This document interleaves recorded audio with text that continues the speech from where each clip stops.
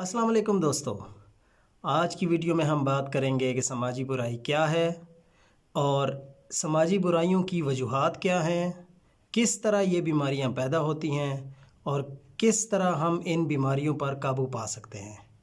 اگر آپ نے ہمارا چینل سبسکرائب نہیں کیا تو پلیز ہمارا چینل سبسکرائب کیجئے۔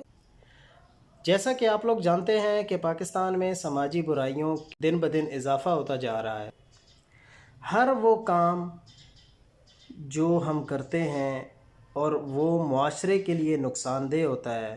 سماجی برائیوں کی ویسے تو بہت ساری قسمیں ہیں، لیکن پاکستان میں سب سے بڑی سماجی برائی کرپشن ہے۔ آپ کسی بھی ڈپارٹمنٹ میں چلے جائیں، گورنمنٹ ڈپارٹمنٹ میں خود اپنی ذاتی مثالیں دوں گا کہ میں اگر کوئی کام کروانے کے لیے پولیس اسٹیشن جاتا ہوں، آپ ان کو چائے پانی دیتے ہیں تو اس کے بعد آپ کا کام بھی ہو جاتا ہے، ورنہ تو کہا جاتا ہے کہ صاحب موجود نہیں ہے، پھر صاحب بھی آ جاتے ہیں اور کام بھی ہو جاتا ہے۔ اسی طرح اگر آپ کو اوتھ کمشنر کے سائن کروانے ہیں، یعنی کچہری سے اگر آپ نے اٹیسٹیشن کروانی ہے اور وہاں آپ اپنے ڈاکومنٹس لے کے جاتے ہیں تو وہاں بھی آپ سے پیسوں کی ڈیمانڈ کی جاتی ہے، تب آپ کو اٹیسٹیشن بھی ہو جاتی ہے، ورنہ کہا جاتا ہے کہ صاحب نہیں ہے۔ پاکستان میں کرپشن اور رشوت کا بازار تو گرم ہے۔ وہ آپ کسی بھی ادارے میں چلے جائیں، کرپشن کو اور رشوت کو تو کوئی برائی سمجھتا ہی نہیں۔ ہر کوئی یہی سمجھتا ہے کہ نہ کرپشن کوئی غلط کام ہے اور نہ ہی رشوت لینا کوئی غلط کام ہے۔ کہتے ہیں ٹیررزم کی۔ الحمدللہ اب تو کافی حد تک پاکستان میں ٹیررزم کے خلاف قابو پا لیا گیا ہے، لیکن ایک وقت تھا جب ٹیررزم کی وجہ سے یعنی جانی نقصان بھی بہت ہو رہا تھا اور معاشی نقصان بھی بہت زیادہ ہو رہا تھا۔ اس کے بعد ہم بات کرتے ہیں چائلڈ لیبر کی، یعنی بچوں سے جو کام کاج کروایا جاتا ہے۔ جو ٹائم بچوں کے اسکول جانے کا ہوتا ہے اس ٹائم پہ ہم لوگ ان سے مختلف طریقے سے کام کرواتے ہیں، جس طرح آٹو میکینک کی شاپ پہ چلے جائیں، موٹر سائیکل میکینک کی شاپ پہ چلے جائیں، وہاں پہ آپ کو چھوٹے بچے کام کرتے نظر آئیں گے۔ لوگوں کے گھروں میں صفائی کرنے کے لیے چھوٹے چھوٹے بچے رکھے جاتے ہیں، پھر ان کے ساتھ جو ہو رہا ہے وہ بھی آپ کو پتہ ہے کہ کبھی کسی کی جسم پر گرم استری رکھ دی جاتی ہے، کبھی ان کو کھانا ہی نہیں کھلایا جاتا، کبھی ان کو ڈنڈے مارے جاتے ہیں، آخر یہاں تک بھی ہوا ہے اسی پاکستان میں کہ قتل کر دیا جاتا ہے۔ پھر اگر ہم جہیز کی بات کریں تو جہیز بھی ہم سب جانتے ہیں کہ جہیز ایک لعنت ہے، لیکن پھر بھی پاکستان میں لاکھوں لڑکیاں صرف اسی وجہ سے شادی نہیں کر سکیں یا نہیں کر سکتیں کہ ان کے پیرنٹس کے پاس جہیز دینے کے لیے کچھ نہیں ہے۔ ہیومن سمگلنگ کی بات آ جاتی ہے۔ ابھی کچھ عرصہ پہلے سننے میں آ رہا تھا کہ پاکستان میں لڑکیوں کے ساتھ نکاح کر لیا جاتا تھا اور پھر ان کو چائنا سمگل کر دیا جاتا تھا۔ ہورڈنگ اینڈ بلیک مارکیٹنگ، ذخیرہ اندوزی جس کو ہم بولتے ہیں، اور چیزوں کی سمگلنگ جس کو ہم بولتے ہیں۔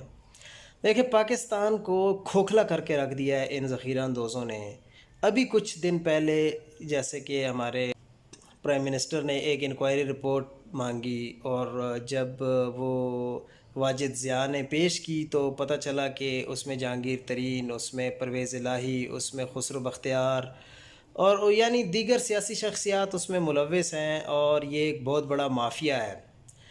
کچھ دن پہلے چینی کا ایک بہت بڑا بحران پیدا ہو گیا تھا، آٹے کا بہت بڑا بحران پیدا ہو گیا تھا، اور جس سے قیمتیں کافی زیادہ بڑھ گئی تھیں، اور اس سے کیا ہوا کہ پاکستان میں غریب آدمی کو بھی آٹا مہنگا مل رہا تھا اور چینی بھی مہنگی مل رہی تھی۔ یہ کوئی پہلی بار نہیں ہے، پاکستان میں ایسا ہی ہوتا ہے۔ ذخیرہ اندوزوں نے ذخیرہ اندوزی کر رکھی ہوتی ہے، پھر وہ شارٹیج پیدا کرتے ہیں، اور جب مارکیٹ میں شارٹیج پیدا ہو جاتی ہے تو پھر یہ مہنگے داموں اپنی چیزیں بیچنا شروع کر دیتے ہیں۔ اور بلیک مارکیٹنگ میں بھی ایسا ہی ہے، جیسا کہ پاکستان سے زیادہ تر چیزیں جو ہیں وہ سمگل ہو کے افغانستان بھیج دی جاتی ہیں، اور کچھ چیزیں سمگل ہو کے ایران سے پاکستان آ جاتی ہیں، کچھ چیزیں ہم انڈیا سے منگوا لیتے ہیں، تو اس کی وجہ سے ہماری اکانومی پر بہت برا اثر پڑتا ہے۔ ہم چھوٹی سی چھوٹی چیز اور بڑی سی بڑی چیز بھی چائنا سے امپورٹ کرتے ہیں، اور اس سے ہمیں ڈالرز کا بھی پرابلم بن جاتا ہے اکثر۔ ڈالرز کی شارٹیج ہو جاتی ہے.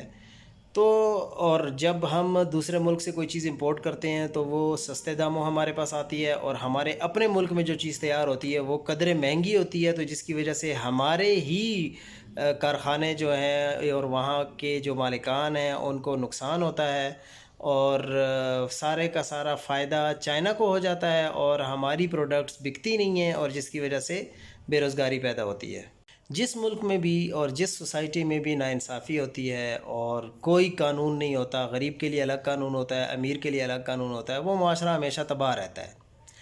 ہم اپنے ملک میں اگر مثال لیں تو یہاں پر کیا ہوتا ہے کہ امیر کے لیے الگ قانون ہے، غریب کے لیے الگ قانون ہے. ہم جیسے لوگ جو ہیں وہ پکڑے جاتے ہیں، ان سے جیلیں بھری پڑی ہوتی ہیں، لیکن امیر لوگ جو ہیں وہ کسی نہ کسی طریقے سے کوئی نہ کوئی طریقہ استعمال کر کے ضمانتیں لے لیتے ہیں، اور ایون کے ملک بھی چھوڑ کے چلے جاتے ہیں، اور ان کے لیے کوئی قانون نہیں ہے، اور نہ قانون ان کو پکڑ سکتا ہے. ہم بڑے بڑے نام لے لیتے ہیں، علیم خان کو لے لیتے ہیں، نواز شریف کو لے لیتے ہیں، آصف علی زرداری کو لے لیتے ہیں، انور مجید کو لے لیتے ہیں جو اومنی گروپ ہے، خواجہ سعد رفیق کو لے لیتے ہیں. کی زندہ مثالیں ہمارے سامنے موجود ہیں. علیم خان نیب کی حراست میں رہا، آج وزیر بن گیا. سعد رفیق نیب کی حراست میں رہا، آج ضمانت پر آ گیا. نواز شریف نیب کی حراست میں رہا، اور آج دیکھو نواز شریف لندن میں بیٹھا ہوا ہے. اسی طرح شہباز شریف ہے، اسی طرح شاہد خاقان عباسی ہے، اسی طرح جہانگیر ترین ہے، اسی طرح بہت سارے نام ہیں جو کہ بہت بڑے بڑے نام ہیں، اس لیے ان کو جسٹس سسٹم ہے وہ ان لوگوں کو شاید سزائیں نہیں دلوا سکتا. ریپ ہے، پروسٹیٹیوشن ہے، پورنوگرافی ہے. اب ہم بات کر لیتے ہیں کہ یہ سوشل ایولز یعنی سماجی برائیاں معاشرے میں کیسے جنم لیتی ہیں، ان سے کیسے بچا جا سکتا ہے. سب سے بڑی وجہ ہے پاورٹی یعنی غربت، ان ایمپلائمنٹ،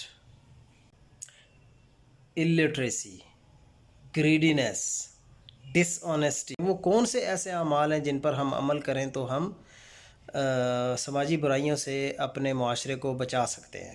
اگر ہم ایک دوسرے کو عزت دینا شروع کر دیں، ایک دوسرے کو برداشت کرنا سیکھ جائیں، ایک دوسرے کے ساتھ ایمانداری کے ساتھ پیش آئیں، چیریٹی کریں، ایک دوسرے کی مدد کریں، تو ہم بآسانی ان بیماریوں کو اپنے معاشرے سے ہٹا سکتے ہیں، اور ہم ایک مہذب قوم بن کر سامنے آ سکتے ہیں. آج کی ویڈیو میں اتنا ہی. انشاءاللہ نیکسٹ ویڈیو میں حاضر ہوں گے کل. تب تک کے لیے اللہ حافظ.